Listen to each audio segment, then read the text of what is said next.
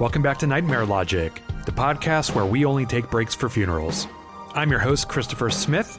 Off today are Peter Sawyer and Taffeta Darling, and I'm here just to give you a quick update along with some news and releases.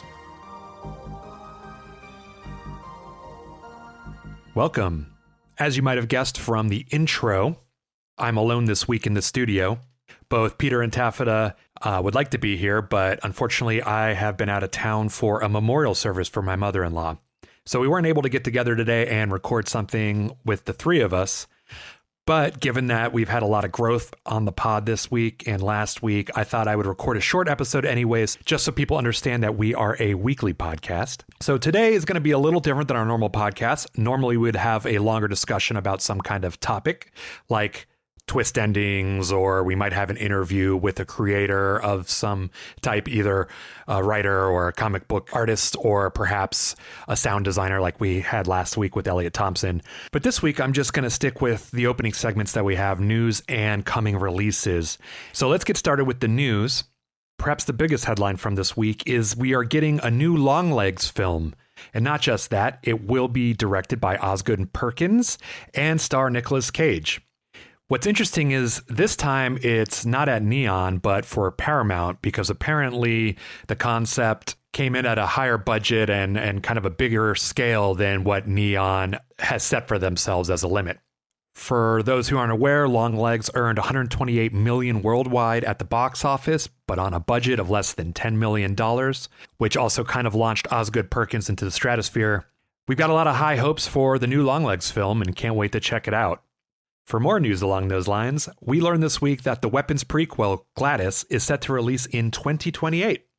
What's interesting and perhaps disappointing to some is that Zach Cregger, friend of the pod, will not be directing, but will co-write it, which is a bit of a bummer. I'd love to see him do more work in that world, but he has got his hands full with a ton of other projects, and I bet he has a bunch more cooking in his brain, so can't wait to see what he comes up with next after Resident Evil. Speaking of which, that brings us to the next bit of Zach Cregger news. His next film, The Flood, is set to be released in August 2028. So it's going to be a big year for Zach. The Flood is a sci-fi thriller set on a distant space station. And the last I heard about this project, apparently there was a big disagreement between Cregger and Netflix regarding Netflix's promise to release it in theaters when they sold it to them. My understanding is that they decided that they didn't want to release it in theaters, and Zach was pushing back, which is great, I think. And now it seems to have landed at Warner Brothers. So my guess is that they resolved it by releasing the film to sell it to Warner Brothers. So I'm curious to hear the backstory to that. It is a bit of a shame that we have to wait even longer now to see it, but at least it's going to come out and in theaters. I think it's going to be great. So check it out in August 2028. For the next topic, after a bidding war, Searchlight Pictures has acquired a South by Southwest hit Monitor for a large sum of cash. So the premise of Monitor is that after a disturbing video surfaces online, something begins to spread, moving from screen to screen, targeting everyone who watches. There's no escape, no warning. Once you've seen it, it's already too late. Sounds great. It's actually based on a short film that the writer-director released back in the day that got a lot of buzz and critical reception, also called Monitor. And we will put that on this week's show notes for you to check out. Last but not least, we're getting an interactive slasher film in 2027. The film's called Slay Day, and as an article on Dread Central describes it, Slay Day is an interactive slasher film that puts audiences in control of who lives and dies, and is heading to a wide theatrical release in 2027, so about 1,000 screens from my understanding. In the film, audiences are posed a challenge. Can you survive a high school dance when it turns deadly? Set on Friday the 13th, 1987, in the picture-perfect town of Bell Falls, the story follows 6 teens preparing for their biggest night of the year, the Sadie Hawkins dance. But when the town exhumes the body of the real Sadie Hawkins to unravel the truth behind her killing spree 50 years earlier, a malevolent force returns to the town. Interactive film. Like, maybe this is the future of cinema. Maybe it's a gimmick. Maybe it works this one time or occasionally. I'm not sure. But I imagine there must be some kind of voting process for the audience, like something with your phone where you choose what happens next. So I'm curious to see how that flows, how the storytelling works, as a filmmaker. And yeah, I'm just interested to check it out all around. Okay, moving on to our next segment, we're going to be talking about what's coming this week, April 17th, which in the land of horror and genre is not a whole lot, really. But there is one big release coming this week, and that is Lee Cronin's The Mummy for Blumhouse and James Wan. The Mummy is written and directed by Lee Cronin of Evil Dead Rise fame. And apparently this film is a little bit more of a follow-up to Evil Dead Rise than a standalone Mummy or in some other Mummyverse. It stars Jack Reynor, Leia Costa, and May Kalamawai. Here's a short synopsis.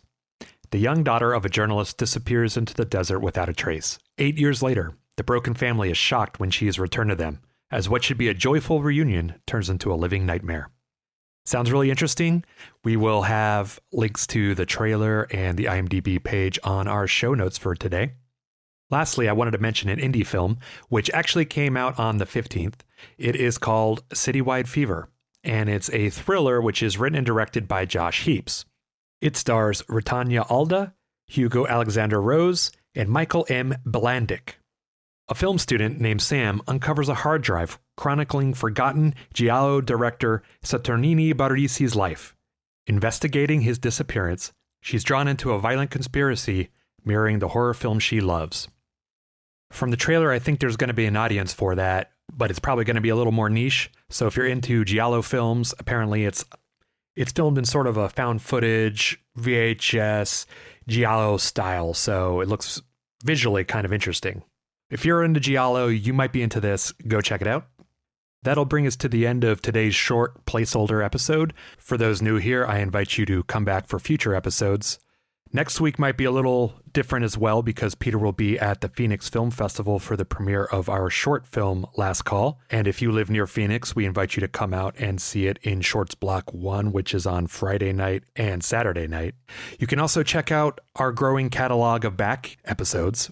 I think we are up to episode 11, so there's 10 you can check out. I highly recommend checking out our origin story, which is the first episode, and our interviews with guests David Delval and sound designer Elliot Thompson were both great episodes as well.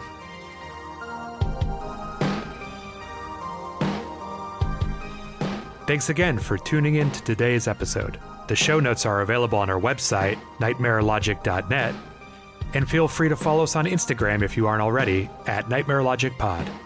Our theme was scored by the talented Lars Lang Peterson, and if you are a true horror and genre fan, tune back in next week and every week. I personally would like to dedicate this episode to the loving memory of my mother-in-law, Heraclea Duchowny. You are a wonderful mother and grandmother, but please don't come back as a zombie. I'm your host, Christopher Smith, joined in spirit by Peter Sawyer and Taffeta Darling. Goodbye for now.